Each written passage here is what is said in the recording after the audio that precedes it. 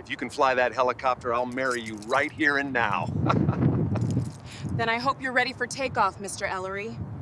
When a billionaire CEO mocked the cleaning lady in front of his entire company, he thought it was just another joke. Until she climbed into his helicopter and did something that left every executive speechless. "Fly that helicopter and I'll marry you." Those were the words that made the entire boardroom roar with laughter.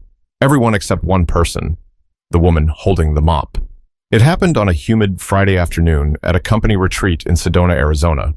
The Ellery Group's senior executives were lounging by the resort's private hangar, drinking imported champagne while the sun turned the desert gold.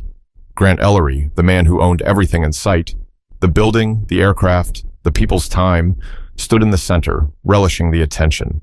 He was known for being brilliant but ruthless, charming yet cold. His words could make or break careers, and he loved the power that came with that. Janelle Forsythe had been cleaning the company's offices for nearly a year. She was quiet, almost invisible. The kind of woman who moved through hallways unseen, carrying a mop and a small radio that played old soul songs. Nobody really talked to her, except to hand her trash or remind her of a spill. But on that afternoon, her name and her composure would stop everyone in their tracks. Grant had just finished a speech about success. "You want to know what separates winners from losers?" he said, pacing in front of his employees. "Winners take risks. Losers clean up after them." His audience laughed again, some nervously, some because it was safer to laugh than to stay silent. Janelle, who'd been wiping down a table nearby, paused for a moment but said nothing. That small pause was enough. Grant noticed. He turned to her with a grin that looked more like a dare. "Hey, Janelle, right?" She nodded slightly, her voice calm. "Yes, sir." Grant gestured toward the sleek black helicopter parked just a few yards away. "Tell you what," he said, "if you can fly that thing, I'll marry you." The group burst into laughter, genuine this time. Phones came out, someone whispered, "He's savage." Grant loved it. He took a sip of champagne and smirked, expecting her to blush or retreat, but instead, she looked at him with a stillness that made him slightly uncomfortable. "I might take you up on that," she said quietly. The laughter died down, just a bit. People exchanged uncertain looks. The cleaner had spoken back. Grant raised an eyebrow. "Oh, really? You can fly?" Janelle set down her rag and walked closer, her tone still gentle. "I used to." There was something about the way she said it, steady, almost sorrowful, that shifted the air. But Grant, too proud to read the room, leaned in with mock curiosity. "What were you, a pilot in another life?" She met his eyes. "Something like that." The silence that followed was uncomfortable. Grant chuckled and waved his hand dismissively. "All right then, Major Forsythe," he said sarcastically. "Show us what you've got." The executives laughed again, though softer this time. Janelle didn't respond. She simply picked up her cleaning cart and left. For the rest of the evening, the joke spread like wildfire. People whispered her name, shared memes in the company group chat. The cleaning pilot. Grant played along, acting amused. But deep down, something about her calm reply stayed with him. It wasn't defiance. It was certainty. The next morning, Grant arrived early at the hangar for a short helicopter ride to a nearby golf course. To his surprise, Janelle was already there, standing near the aircraft in her plain blue uniform, her hair tied neatly back. "You're early," Grant said, his tone sharp. "I don't like leaving things unfinished," she replied. Grant blinked. "You're serious?" Janelle shrugged lightly. "You said if I can fly it, you'd marry me." He laughed, looking over at the pilot who had just arrived. "All right, fine, let's see it then. But if you crash it, that's on you." "I won't crash," she said softly. The pilot looked uneasy. "Sir, she can't just..." Grant cut him off. "Relax. It's not like she's actually going to start it." But she was already walking toward the cockpit, each step deliberate, confident. The others followed behind, curious, some recording on their phones. Grant folded his arms, smiling, like a man who'd just secured another round of entertainment.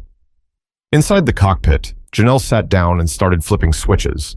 Her hands moved like she'd done it 1,000 times before. The whir of the blades began to spin, the wind kicking up dust across the hangar floor. Grant's smile faltered. "What the hell?" he muttered. The pilot's expression changed from irritation to disbelief. "Sir, she knows what she's doing." The laughter outside stopped completely. Everyone watched as the cleaning lady, the one they'd all dismissed, brought the helicopter to life. She turned her head toward Grant through the glass and gave a single nod, calm and steady, before lifting the machine off the ground. But what happened next would make every single person there question what they thought they knew about her and about themselves. The sound of the helicopter blades still echoed in everyone's ears that night. Nobody at the retreat could talk about anything else. The cleaning lady, Janelle Forsythe, had flown Grant Ellery's private helicopter like it was second nature. She didn't just start it. She lifted it, hovered it, and brought it back down smoother than most trained pilots could. By the time they all returned to the resort, word had spread across every department. The same people who laughed the loudest earlier were now whispering her name in disbelief. Some said it had to be staged. Others thought she'd somehow tricked the system or used remote control tech. Grant, however, didn't say a word. For the first time, the man who always had something to say was quiet. That silence didn't come from respect. Not yet. It came from confusion, and something he hadn't felt in years: embarrassment. Later that night, long after the crowd had gone to bed, Grant sat alone at the bar overlooking the canyon. The desert wind brushed against the windows while he replayed the scene in his mind. The way she moved, the certainty in her eyes, the calmness that didn't match her role. He'd built his life believing that power was about being loud, visible, and in control. But that woman, who scrubbed floors and emptied trash cans, had just taken control of his aircraft, his audience, and his ego without saying more than 10 words. Who the hell is she? He whispered to himself. The next morning, he got his answer. Janelle came to work like nothing had happened. Same blue uniform, same quiet routine. She walked into the main lobby of the Ellery Group headquarters in Phoenix, mop in hand, while everyone pretended not to stare. A few smiled awkwardly, others couldn't meet her eyes. She simply went about her job, polite but distant. Grant had her called into his office. His assistant, nervous, spoke softly. "Ms. Forsythe, Mr. Ellery would like to see you upstairs." Janelle didn't flinch. "Tell him I'll come after I finish the lobby." No one had ever told Grant Ellery to wait. When she finally arrived, he was standing near the window, overlooking the skyline. "Quite the performance," he said without turning around. She placed her hands behind her back. "Wasn't meant to be one." Grant turned to face her, studying her expression. "You're not who you say you are." Janelle's voice stayed level. "I never said who I was, sir." He tried to read her, but she gave him nothing, just composure.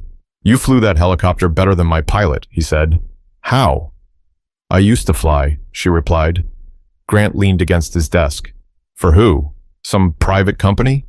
Her gaze drifted toward the window. "For the U.S. Air Force." He blinked. "You're joking." "I'm not." Grant frowned, trying to piece it together. "You were military? What were you doing cleaning floors?" She hesitated, her jaw tightening slightly. "Starting over?" That answer irritated him. "Starting over from what?" Janelle finally looked at him. "Losing everything." The words landed heavy. There was no anger in her voice, no attempt to gain sympathy, just truth. She continued slowly, as if pulling each word from memory. "My husband was a pilot too. We served together. Afghanistan, 2013. His aircraft didn't make it back." Her eyes lowered. "After that, I couldn't sit in a cockpit anymore. The sound of rotors made my hands shake. So, I left. Sold the house, moved states, took whatever work kept me grounded." Grant's arrogance faltered. "I didn't know." "You weren't supposed to," she said softly. "Not everything needs to be announced." The office stayed quiet for a while. Outside, the hum of traffic rose from the city streets. Grant cleared his throat. "Why take a job here?" "I wanted a place where nobody asked questions. People walk past cleaners like we're part of the wallpaper." Grant exhaled through his nose, unsure what to say. For once, he didn't have the upper hand. "You humiliated me in front of everyone," she said, her tone still even. "I could have embarrassed you back, but I didn't. I just showed you what you didn't expect." He met her eyes. "And what's that?" "That not everyone beneath you is below you." Grant didn't reply. He couldn't. That line pierced deeper than he'd ever admit. After she left, he stood there for a long time, staring at the city. The woman he'd mocked had lived through things his money could never buy him out of. Loss, pain, rebuilding from ashes. Her strength came from something real, something earned. By the end of the week, the company had quietly changed. People greeted Janelle with respect now. Even the executives who once ignored her started offering small gestures. A thank you, a held door, a smile. She accepted them with grace, but never lingered. She still cleaned, still clocked out at 5, and still walked to the bus stop with the same slow, thoughtful stride. Grant watched her from his window one evening. He couldn't explain why, but that same stillness that once made him uncomfortable now fascinated him. There was something humbling about her silence. It carried more weight than all his speeches combined. But what Grant didn't know yet was that the story wasn't over. The retreat, the flight, the revelation, they were only the beginning of a deeper shift he didn't see coming. The following week felt different inside Ellery Group headquarters. The laughter that once echoed down the marble hallways had quieted, replaced by an odd mix of tension and curiosity. Everyone had seen the video, a few seconds of shaky footage showing Janelle Forsythe piloting the CEO's helicopter like she owned the sky. It spread across employee group chats, then to social media circles, before being quietly taken down by corporate PR. But by then, the story had already made its way into whispers, rumors, and late-night conversations. To most, it was just gossip. To Grant Ellery, it was a bruise that refused to fade. He had built his empire on control. The board, his employees, his image, everything. But this? A cleaning lady turning his private joke into a viral lesson on humility? That was something he couldn't manage or contain. During the next executive meeting, Grant sat at the head of the glass table, his expression unreadable. Across from him, department heads exchanged nervous glances. Everyone knew what not to mention, but that didn't stop them from thinking about it. Finally, his COO, a tall woman named Janet Corcoran, broke the silence. Grant, about the incident at the retreat, people are still talking. HR says morale's actually up. They think it humanized you. Grant looked up sharply. Humanized me? She hesitated. Yes, I think they saw a different side of you. He gave a short, dry laugh. I wasn't trying to show a different side. I was trying to run a company, not a charity for second chances. The words stung the room. One of the newer executives shifted uncomfortably. Another avoided eye contact altogether. But then, to everyone's surprise, Grant added quietly, "Still, she can fly." Janet leaned forward. "She's remarkable, Grant.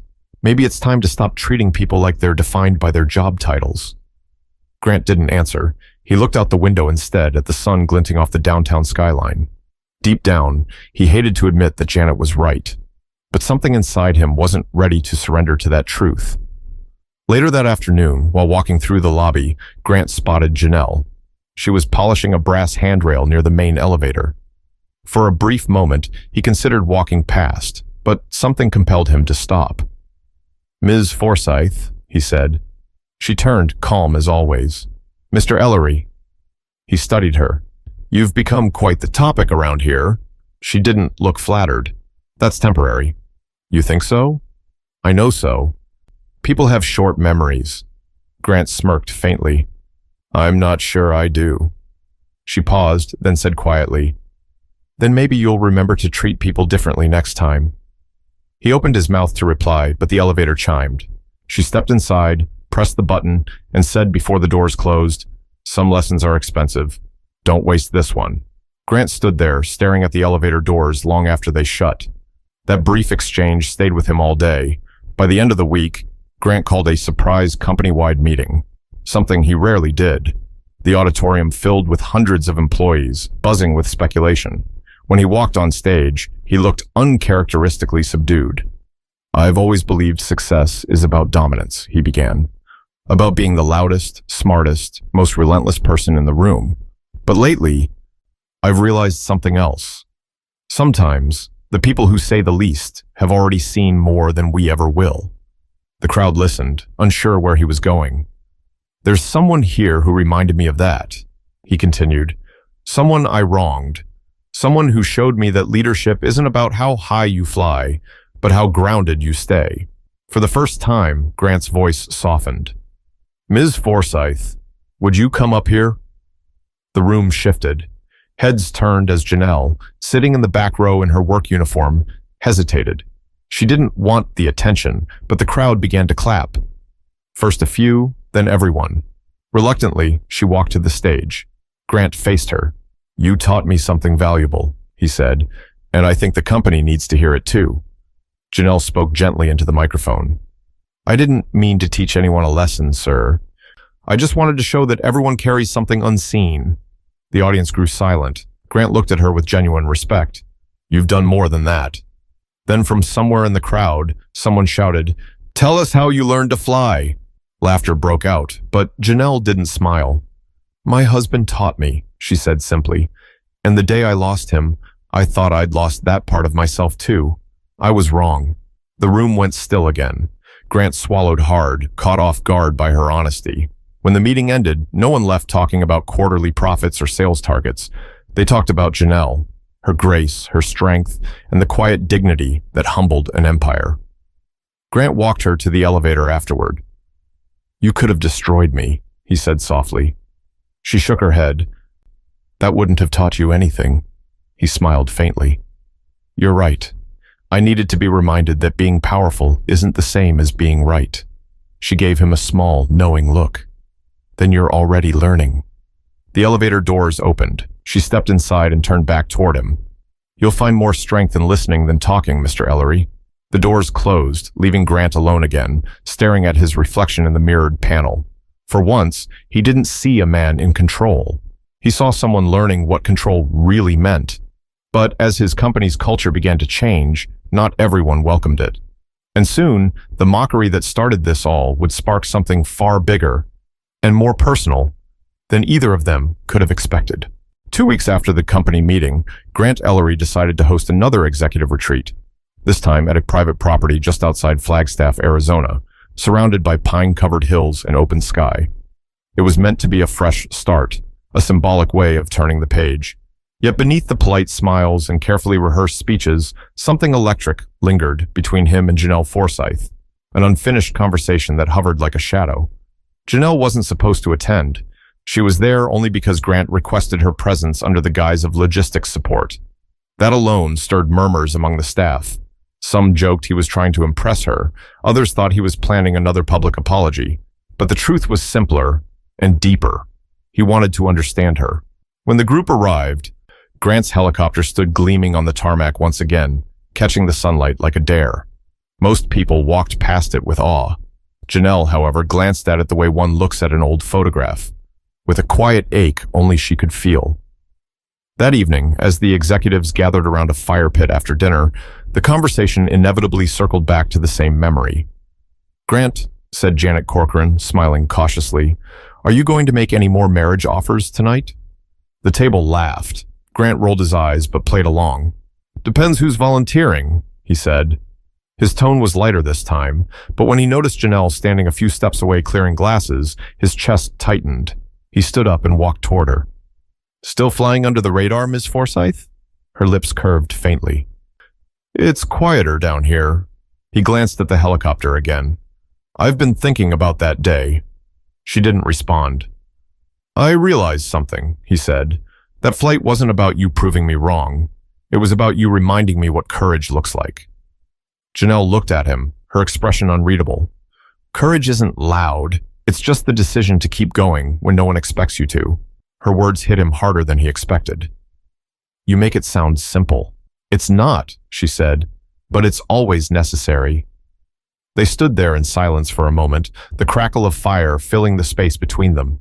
Then one of the junior executives shouted from across the patio, "Come on, Grant. Why don't you let the major give us another show?"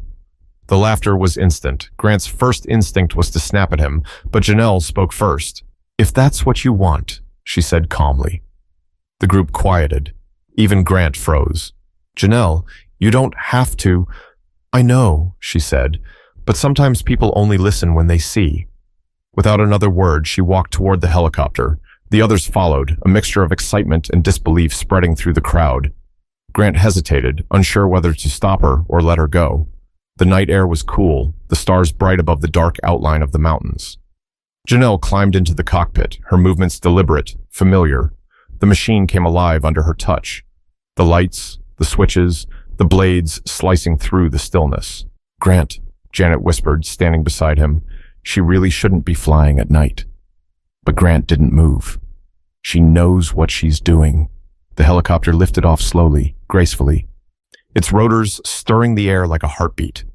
Gasps rippled through the group as it ascended above the tree line, the lights from the cabin glowing softly against the dark sky. For a few moments, the sound drowned everything else. The laughter, the chatter, even the music playing from the outdoor speakers. All that remained was the sight of a woman reclaiming something that once defined her. Inside the cockpit, Janelle felt her pulse steady, her breath align with the rhythm of the machine. It had been years since she'd flown under the stars. For the first time since her husband's death, she felt peace, not from forgetting, but from remembering without breaking. Below, Grant stood still, his face illuminated by the aircraft's lights. For a man who'd spent his life chasing control, this was something entirely different. He wasn't in charge. He was witnessing it. Humbled, silent, changed. Janelle circled once above the property before bringing the helicopter down. The landing was flawless. When the blade slowed and the engine quieted, the crowd broke into applause. Not the mocking kind this time, but genuine admiration. Grant walked forward as she stepped out. "You didn't have to do that," he said, his voice low. "I know," she replied, removing her headset, "but you did need to see it again. To believe it wasn't luck the first time." He exhaled. "I believe it now." She met his eyes. "Then stop using people's pasts as punchlines. You never know what they've survived." Grant didn't speak. He couldn't. Her tone wasn't angry. It was final. As she walked back toward the main lodge, the others stood in silence.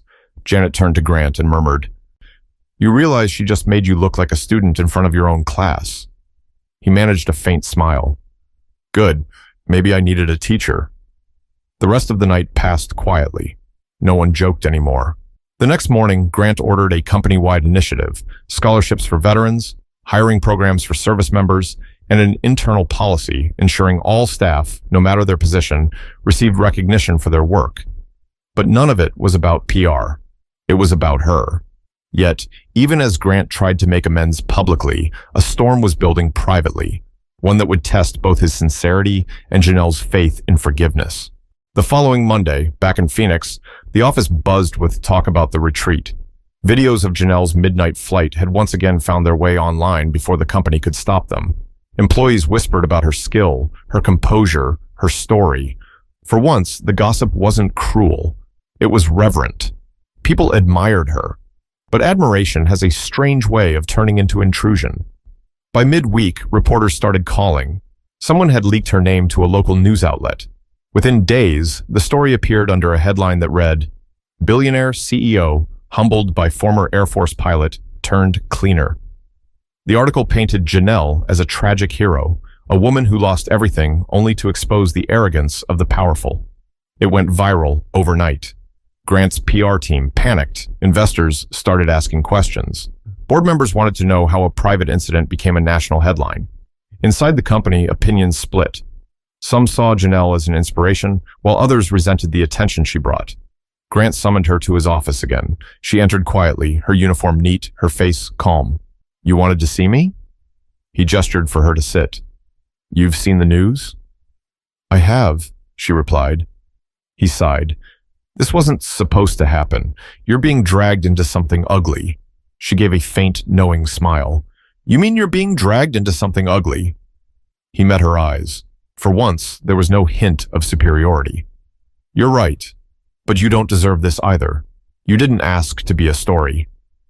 "No," she said softly, "but maybe some stories need to be told, even if they make people uncomfortable." Grant leaned back in his chair, rubbing his temples. "The board wants a formal statement. They think I should spin this as a leadership lesson, about humility, teamwork, whatever corporate nonsense makes it sound tidy." Janelle looked unimpressed. "And what do you want to say?" He hesitated. "That I was wrong." The room fell quiet. Janelle studied him, trying to decide if he meant it. "Then say that," she said finally. "Say it like a man, not a headline." Grant nodded slowly. "Would you stand with me when I do?" She frowned. "You want me beside you at a press conference?" "Yes. I want people to hear the truth from both of us." She considered that for a long moment. "I'll think about it." Later that evening, Janelle sat in her small apartment on the outskirts of Phoenix, watching the news replay her own face on the screen. They called her the humble hero, but the attention made her skin crawl. She had spent years trying to live quietly, to rebuild without being defined by her past. Now, the world wanted to turn her pain into entertainment. Her phone buzzed. It was a number she hadn't seen in years. An old friend from the Air Force, Captain Renee Dalton. "Janelle," the voice on the line said warmly. "I saw the news. You haven't changed a bit." Janelle laughed softly. "I feel like I have. Maybe too much." "You were always the calm one," Renee said. "You know, your husband would have been proud." The mention of his name made Janelle's throat tighten. "I hope so. You showed the world that dignity isn't lost when you start over. That matters." Janelle closed her eyes. "It's just strange having people watch me again. I didn't want this." "I know," Renee said gently, "but maybe the universe wanted it for you." The next morning, she made her decision. When the press conference began, the entire building seemed to hold its breath. Dozens of reporters filled the atrium. Cameras clicked. Grant stood behind the podium, a single sheet of paper in front of him, his usual confidence replaced by visible humility. Janelle stood off to the side, dressed neatly but simply, not as a symbol, just as herself. Grant began, "I said something cruel. I mocked someone who deserved my respect, not my arrogance. Janelle Forsythe showed me what true leadership looks like, not from a position of power, but from character. I've spent years talking about success, but she showed me grace." The cameras flashed. He continued, his voice unsteady but sincere. "I used to think that those who worked beneath me couldn't teach me anything. I was wrong. And I hope every CEO, every boss watching this, learns that lesson before someone like Janelle has to teach it to them." He stepped back, motioning toward her. The reporters leaned forward. "Ms. Forsythe," one of them called out, "do you forgive him?" Janelle took a slow breath. "Forgiveness isn't a favor," she said. "It's a decision not to carry someone else's ignorance any longer. I forgave him the moment I landed that helicopter." The room fell silent. Grant looked down, humbled. When the press conference ended, Janelle turned to leave. He called after her quietly. "Thank you." She paused at the door. "Don't thank me. Do better." That night, the video spread online again, this time with a different tone. It wasn't just about a billionaire's humiliation. It was about accountability, humanity, and the power of grace under fire. For the first time, both of their names trended side by side, not as adversaries, but as proof that respect can rebuild what pride destroys. But just when the dust seemed to settle, the real test came. Not from the world outside, but from the one inside, Grant himself. A choice that would show whether his apology was a moment or a transformation. A week after the press conference, Ellery Group looked and felt like a different place. For the first time in years, people actually smiled when they walked into the building. The atmosphere had shifted from fear to respect. Even the janitorial team, once invisible, was treated like part of the company family. The echo of Janelle's words seemed to live in the air itself. Grant Ellery, the man once known for his ruthless perfectionism, found himself doing something no one thought he was capable of: listening. He started eating lunch in the company cafeteria instead of his private office. The first day he did it, conversation stopped mid-sentence. By the end of the week, employees began joining him at the long tables, uncertain at first, then more comfortably each day. He didn't give speeches, didn't command attention. He just listened. To interns, to receptionists, even to the cleaning staff. He noticed things he'd never paid attention to before: how tired the night shift looked when they clocked out, how the security guard always stood a little straighter when greeted by name, how a few kind words could change someone's entire mood. It was new territory for a man who'd built walls so high, even success couldn't see over them. But change, no matter how sincere, never comes without resistance. During a board meeting later that month, some of the senior executives voiced their concerns. One of them, Paul Drayden, a man known for his blunt pragmatism, spoke first. "Grant, this redemption tour of yours, it's making people nervous. Investors are asking if you've gone soft." Grant leaned back in his chair. "If treating people with dignity makes me soft, then maybe that's the problem." Paul pressed on. "It's not about dignity. It's about optics. You're turning this company into a social experiment." Janet Corcoran interrupted, her tone sharp. He's turning it into a decent place to work. The tension hung in the air. Grant looked around the table, half the faces loyal, half calculating. Gentlemen, he said evenly, we built this empire by chasing numbers. Maybe it's time we start chasing integrity too. A few clapped softly. Paul didn't. After the meeting, Grant walked into his office, exhausted but oddly calm. He glanced at the framed photo on his desk, not of himself or his company, but of the helicopter that started it all. A reminder of the moment he lost his pride and found his humanity. Just then, his phone rang. It was Janelle. Mr. Ellery, she said. You've been making headlines again. He chuckled. Hopefully better ones this time. They're saying you're becoming a reformer, she teased lightly. I'm just trying to make things right. Then you already are, she said. Just remember, real change isn't what people see on camera. It's what you do when no one's watching. Her words stayed with him. That night, Grant drove to her neighborhood, not in one of his luxury cars, but in an old SUV he hadn't used in years. He parked outside her modest apartment complex and waited until she came out carrying a small bag of groceries. When she saw him, she looked surprised, but not uncomfortable. You lost?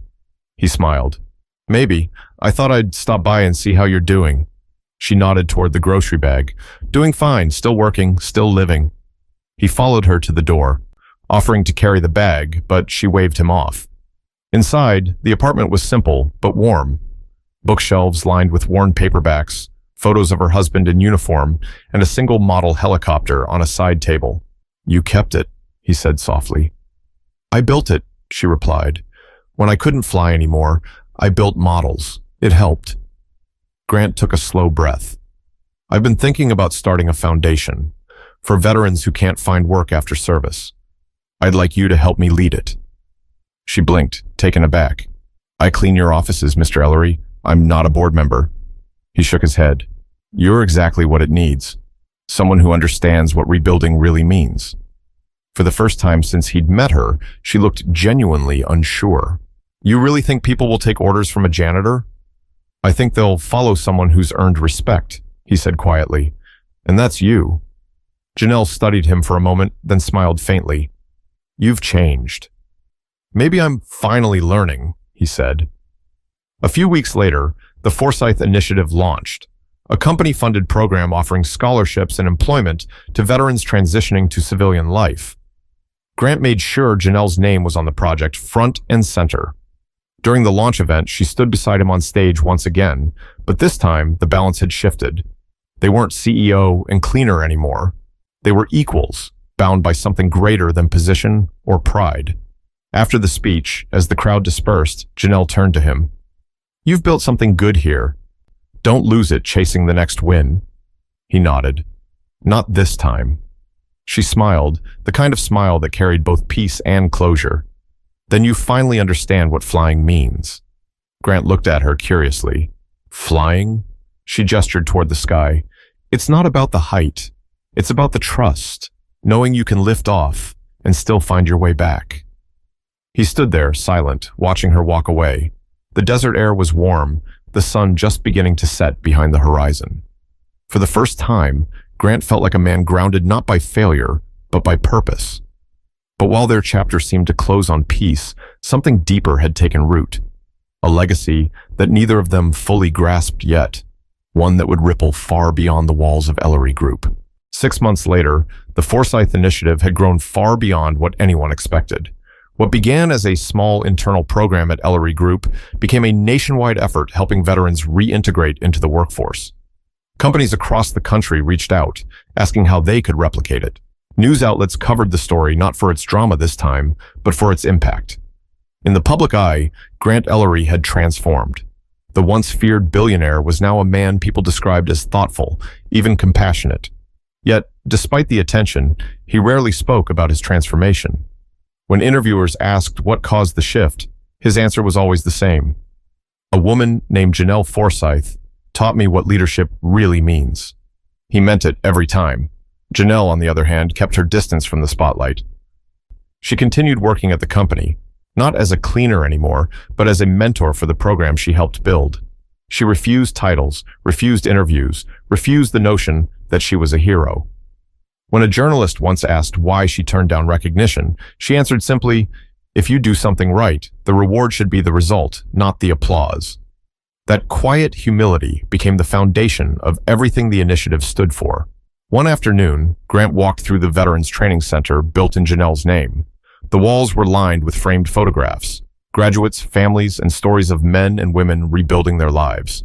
In one corner, a young man in a wheelchair was learning to operate a drone simulator.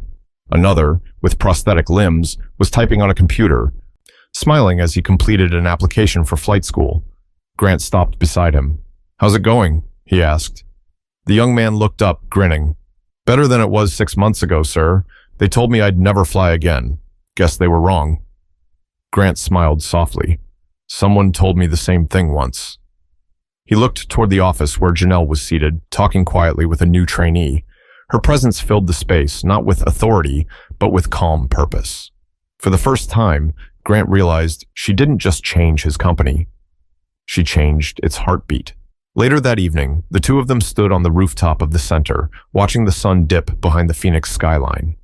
The air was still warm, tinted orange and gold. "You've built something extraordinary," she said. "We built it," Grant corrected. She smiled. "I just gave you a push. You did the rest." Grant shook his head. "You gave me more than a push, Janelle. You gave me perspective." She looked thoughtful. "Perspective is funny. You can't buy it, you can't fake it, and you can't force someone to have it. You only get it when you stop seeing people as what they do and start seeing them as who they are." Grant leaned against the railing, nodding slowly. "I spent 20 years believing success was about control. Turns out, the moment I lost control, I found clarity." She gave a faint laugh. "You had to fall from a pretty high up to see that." "Worth every inch," he said quietly.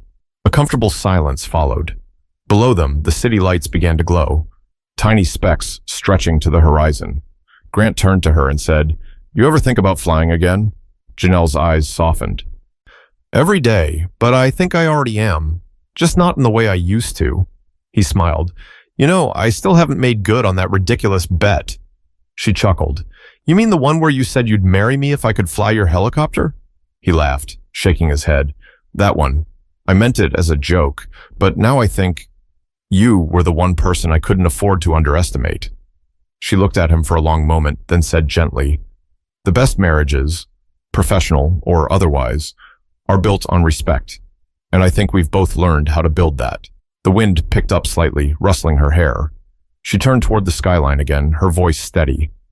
"I used to believe flying was freedom, but now I think real freedom is being seen for who you are, without the titles, without the judgment." Grant followed her gaze.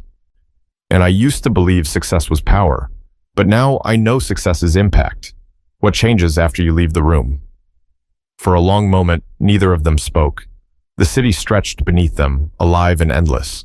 The story that had begun with mockery had become something else entirely, a testament to humility, second chances, and unseen greatness. Months later, during a televised interview, a reporter asked Janelle what advice she'd give to someone who feels overlooked, forgotten, or undervalued. She smiled softly and said, "Don't measure your worth by how loud the world claps for you. Measure it by how you carry yourself when no one's watching. The world doesn't need more heroes. It needs more people who remember their humanity." Those words went viral again, but this time, neither she nor Grant paid much attention. They had work to do, new programs, more veterans to support, and lives to change. Back at the rooftop of the training center one evening, Grant watched another helicopter soar above the horizon, this time piloted by one of Janelle's students. He turned to her and said quietly, "Looks like your legacy's taking off." She smiled. "It's not mine alone. It belongs to everyone who decided to see beyond uniforms, mine included." The sky dimmed to purple, then blue, and finally to night. The lights of the city shimmered like scattered stars. Grant looked up and said, "You were right. Greatness doesn't always wear a suit or fly first class. Sometimes it pushes a mop and changes the world anyway." Janelle nodded, her voice soft but steady. "Then remember that, Grant, and make sure others do too." He turned toward the camera crew recording a promotional video for the foundation and said his final words with quiet conviction. "Never judge someone by where you meet them. You have no idea what skies they've already flown. If you believe in stories that remind us of humility, second chances, and unseen strength, share this one. Because sometimes the smallest act of respect can change everything. Subscribe for more stories that keep that spirit alive.